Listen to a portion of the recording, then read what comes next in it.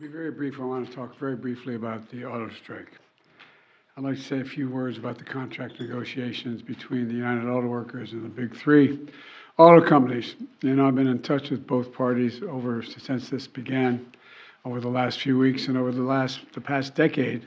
Auto companies have seen record profits, including the last few years, because of the extraordinary skill and sacrifices of the UAW workers. But those record profits have not been shared fairly, in my view, with those workers. Just as the Treasury Department has released a report pointing out that the most comprehensive report ever dealing with how unions are good for both union workers and non-union workers and the overall economy. Unions raise workers' wages, they said, incomes, increase home ownership, increase retirement savings, increase access to critical benefits like sick leave and child care, and reduce inequality, all of which strengthen our economy for all workers. That's because unions raise standards across the workplaces and entire industries, pushing up wages and strengthening benefits for everyone. That's why strong unions are critical to a growing economy and growing it from the middle out, the bottom up, not the top down. That's especially true as we transition to a clean energy future, which we're in the process of doing.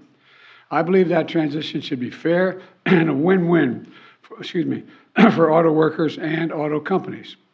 But I also believe the contract agreement must lead to a vibrant, made-in-America future that promotes good, strong, middle-class jobs that workers can raise a family on, where the UAW remains at the heart of our auto economy, and where the big three companies continue to lead in innovation, excellence, quality, and leadership. Last night, after negotiations broke down, the UAW announced a targeted strike at a few big three auto plants. Let's be clear. No one wants a strike. Say it again. No one wants a strike. But I respect workers' right to use their options under the collective bargaining system. And I understand the workers' frustration. Over generations, auto workers sacrificed so much to keep the industry alive and strong, especially through the economic crisis and the pandemic. Workers deserve a fair share of the benefits they helped create for an enterprise.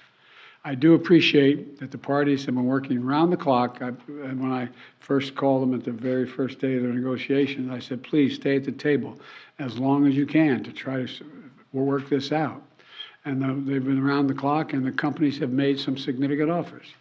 But I believe they should go further to ensure record corporate profits mean record contracts for the UAW. Let me say that again. Record corporate profits, which they have, should be shared by record contracts for the UAW. And just as we're building an economy of the future, we need labor agreements for the future.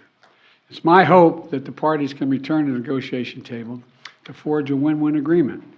To continue our active engagement, I'm dispatching 2 members of my team to Detroit, Acting Labor Secretary Julie Hsu and White House Senior Advisor Gene Sperling, both of whom have been involved up to now, to offer their full support for the parties in reaching a contract. The bottom line is that auto workers help create America's middle class. They deserve a contract that sustains them in the middle class.